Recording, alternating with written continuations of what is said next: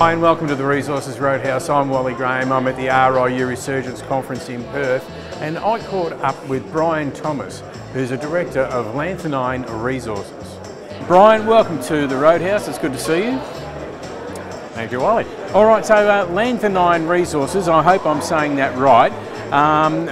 I'm looking at the name and I'm thinking rare earths. Am I in the right area? You are indeed. Lanthanein Resources is the name is derived from obviously the lanthanide group of rare earth elements in the periodic table. So, yep, you're spot on with the name. All right. So I'm assuming also a rare earths project.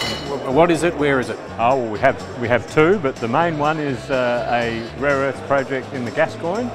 We are neighbouring Hastings Technology Metals and their Yangibana mine. We are on the southeast side and the northwest side of Hastings Yangibana project, and we're also about 20 or 30 kilometres away from Dreadnought's Yin discovery. So we're in a good neighbourhood. Good neighbourhood for rare earths. Yeah, and a very good neighbourhood, though, especially with Hastings and what they're achieving, and Dreadnought, where they seem to be coming from. All right, so the work that you're doing on your project, how's all that progressing? It's going well. We started the year by going out and doing a rock chip sampling program on the exposed ironstones that poke out of the ground. We have all the outcrop is easy to access. It's a tough country, but it means you're not dealing undercover. So we did about 150 odd rock chip samples, came back with more than 100 of them with percentages of total rare earths. One of them, that we call the Southeastern Project a Lions project, and the individual prospects are numbered. Lions 11, we came back with rock chips up to 8% total rare earths, and 2 to 3% of neodymium and praseodymium, which are the high value rare earths in the mix. Yeah.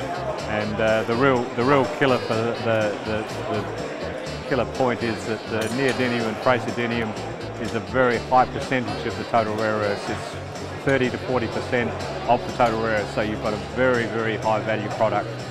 We did a lot of metallurgical test work on those rock chips. It's identical in its makeup to what Hastings have done with theirs. The assay's the same. We've done a recent drilling program there now. The intersections look the same. We just don't have assays to go with them at the moment. So yeah, Hastings and us, we have a very close working relationship. They've looked at it. It's the same as what they've got. All right, so I suppose as you were just sort of alluding to there, we're waiting on the assay results to come back from that particular drill program. So does that mean, are you already looking ahead for 2023 for drilling? Absolutely. Out there? Drilling and more drilling. Yep. Because once we got on the ground, we've done a lot more work with the geophysics and also with the remote sensing. We've picked up what we think are probably another 20 or 30 ironstone outcrops that need to be drilled.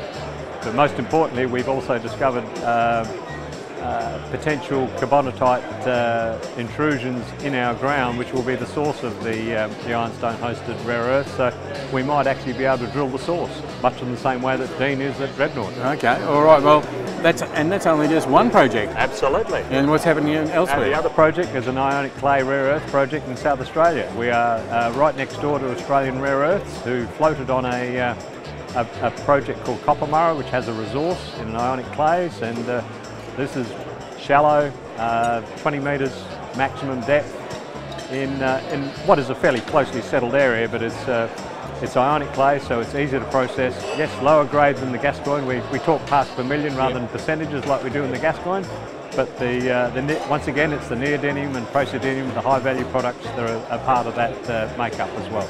All right, well, it sounds as though you're on the way. Things are happening. Absolutely. Next year is, as I said, drilling, and more drilling. Well, all right, well, we look forward to catching up next year and hearing how all that drilling goes. Thank you, Wally. We'll give you the news as it comes.